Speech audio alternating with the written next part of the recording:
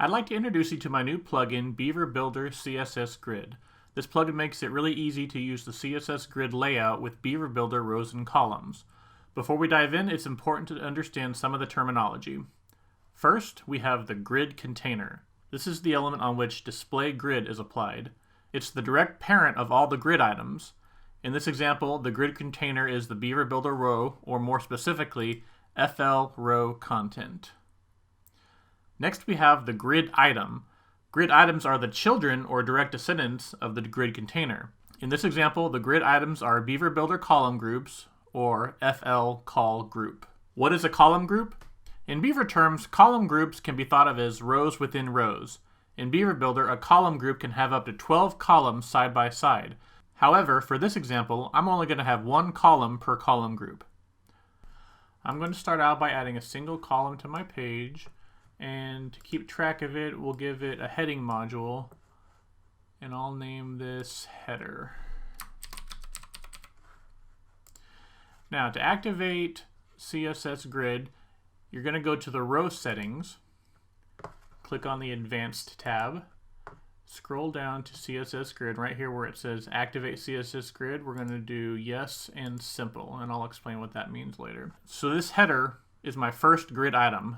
Now I want to add another grid item, so I'll need another column group. A quick way to do this is to duplicate the column. I'm going to call this one Content. Now remember, because this column is side by side to my header column, they're both in the same column group. So if I want to make a new column group, I'll need to drag this column underneath the header column. So now we have two column groups. So going back to the row settings on the CSS Grid, we've got this property called Grid Template Columns. Now, this is where we determine how many columns we have and how wide our columns are. So let's say if I wanted to say I want these columns to be 50% width. See how it's resized to 50%? Now, because I only have this listed once, it thinks that this grid only has one column. But if I wanted to have another column, I'll just add another 50% here. And now it'll say, okay, there's two columns now. Each of them are both 50% width. Now, 50% is what you might be used to, but with CSS Grid, there's a new term called fraction units that you'll probably be using more often. A fraction unit represents a fraction of the available space in the grid container. So the most basic fraction unit is 1 FR. So we can type 1 FR, 1 FR. So that tells the grid that there's going to be two columns because there's a space in between separating these two values, and each one is one fraction unit wide. Now we could make the second column 2 fraction units wide and see what happens.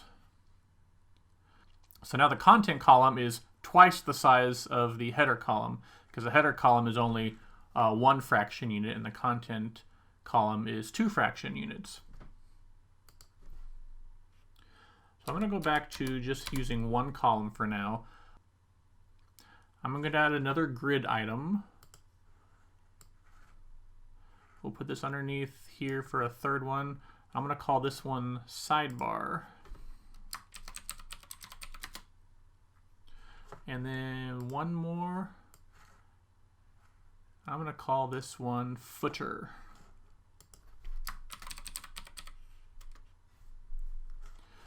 So now when we go back to setting up our columns, we'll add another column on here. So now we've got two columns, and since there's 4 grid items in the columns, the second set automatically wraps to the next row. Now you can see if I were to add another column to the grid,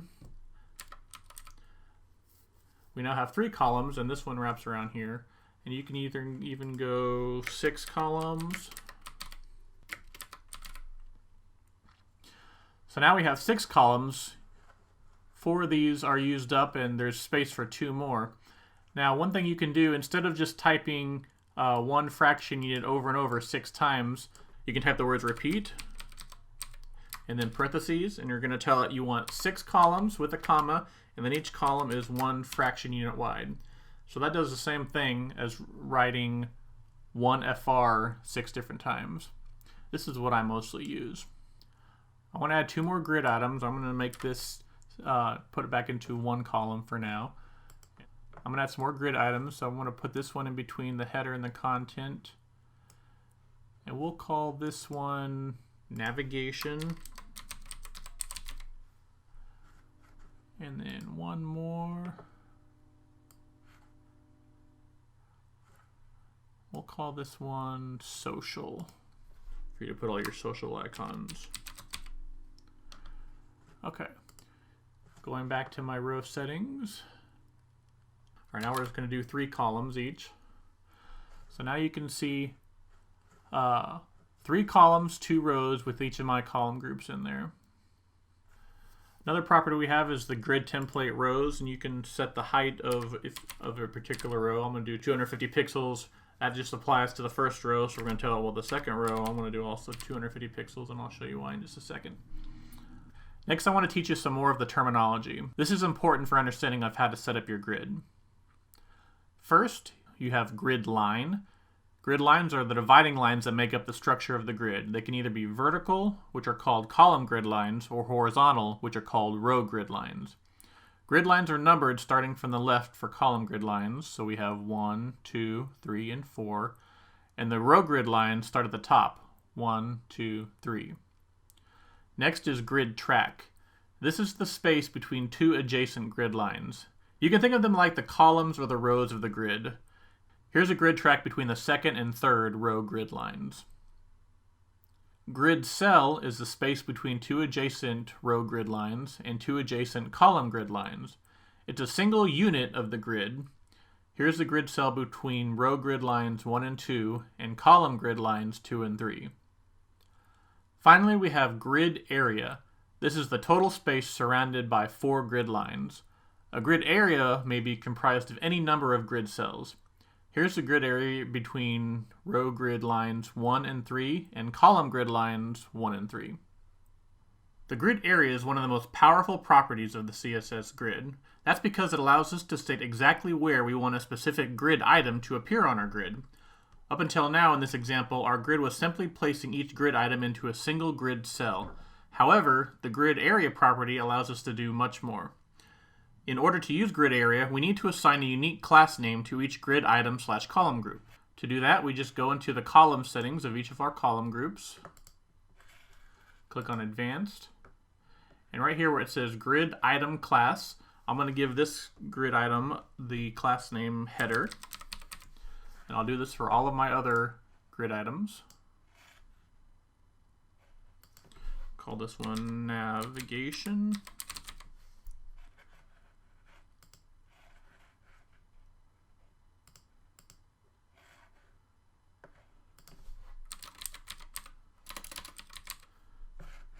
Content, social,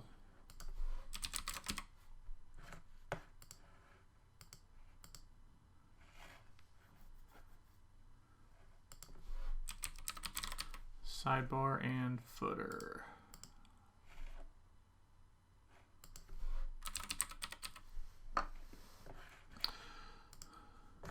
So now if we were to inspect the HTML, you can see here that each of our column groups,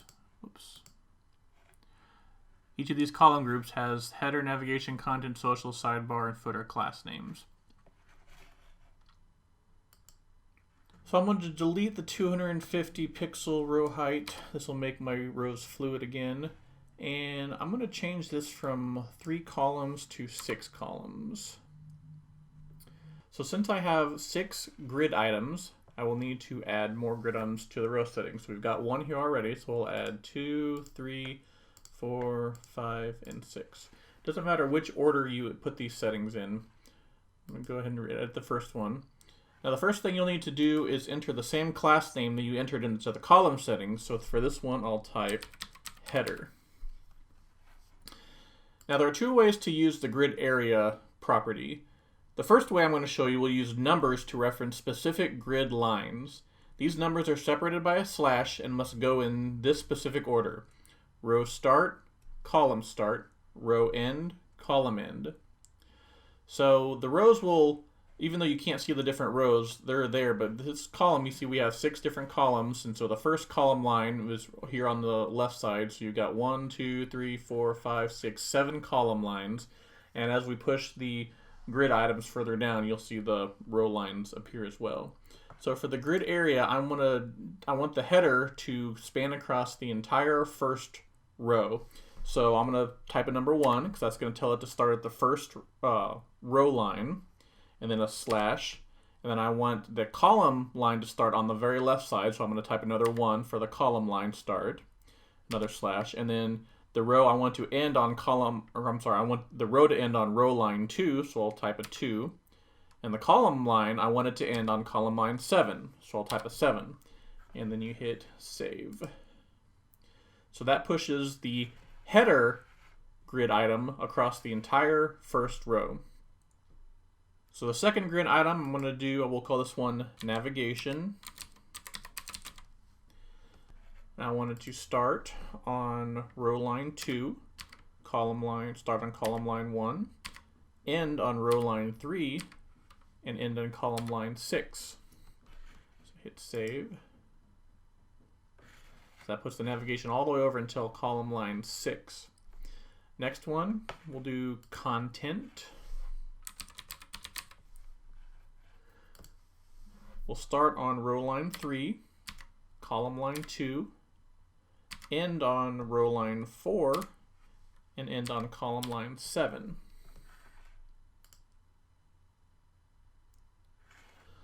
So right now both the social grid item and the sidebar grid item are where we want it to be, but I'm going to go ahead and lock those down anyway. So this next one we'll do social.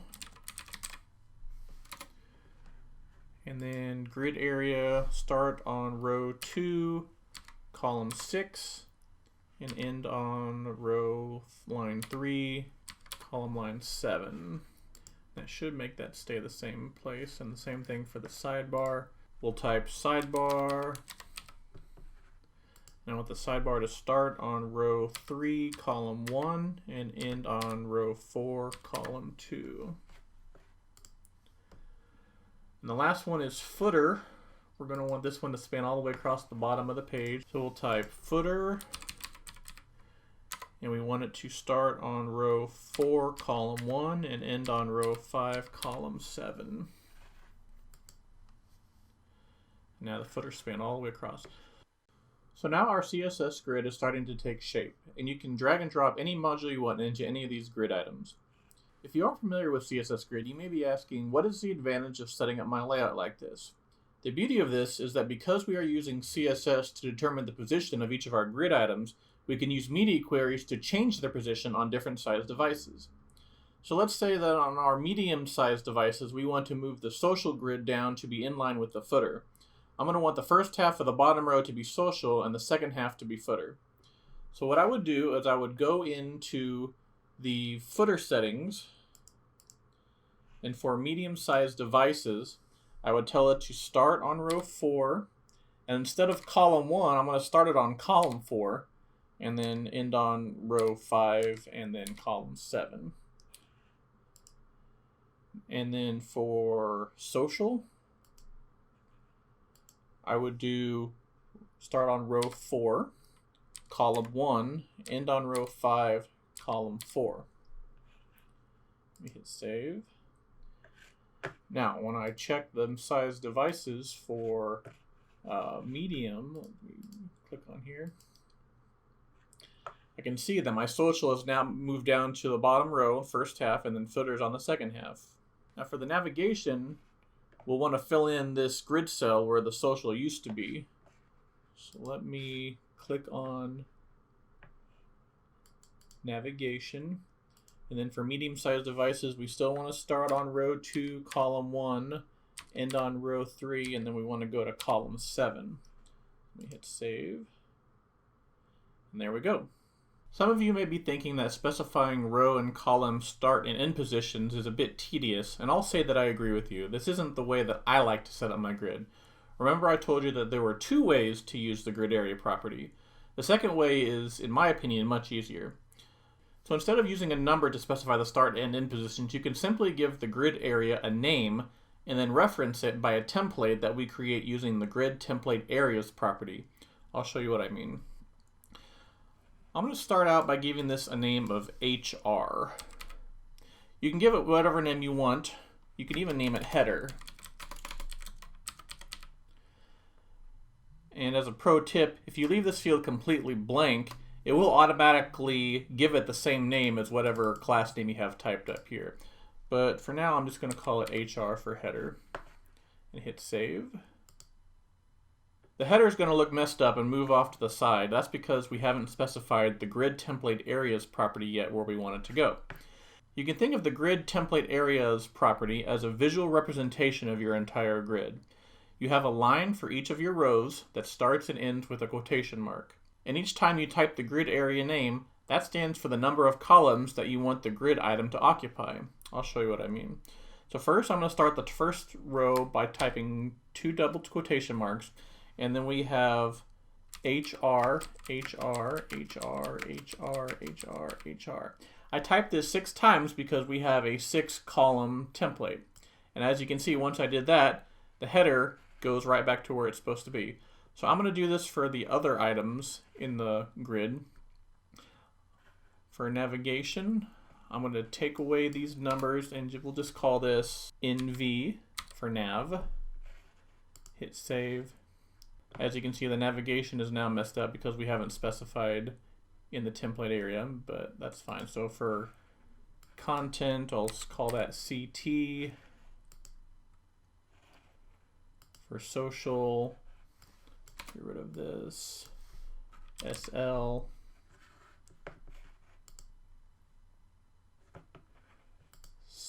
Whoops. Sidebar, we'll do SR. And footer, we'll do FR. Okay, so now all these areas are completely messed up, but we'll put them back together really soon. So going back down to the template areas property, we'll do another set of quotation marks. So NV for navigation, do that 6 times. And actually remember, we didn't want navigation to do the entire span.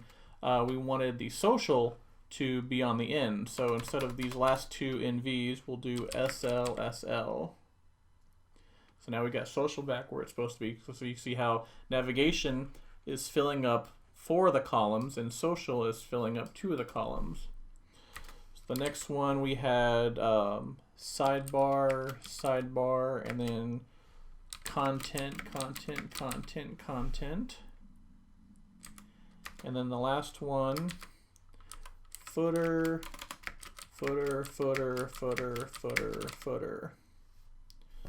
And there we go. We've recreated the grid we had before, and it's in a much easier format. And what you can do is you can just take this, and now for medium-sized devices, we can do what we tried to do before. Or if we want these first 3 to be the social, we'll just do social, social, social, and then take the social out of here, and we'll type NV to stretch the navigation the rest of the way. And now when we take a look at the medium-sized devices, we've got exactly that. So going back to the full-size screen, I want to tell you that when you have it set up using the grid template areas, it has to be a complete block. It can't be. It has to be either a square or a rectangle. It can't be weird shapes. Like you can't have 3 or you can't have 6 footer columns and then specify a footer column right here. See, if you try to do footer right here, it's going to mess everything up because it needs to be. It can't have like an L shape or a T shape or something like that. We can go back to, if we fix that back to content, you can't have a footer up here. That's going to mess things up. But if you wanted, you can easily change things as long as your area is inside 4 straight lines. Like I could say I want my sidebar to go right here, See how this is 4 and it moves your sidebar like that, and your navigation just moves over a little bit. If you wanted to move social down, you can have content here, navigation here, social here. So we'll say social.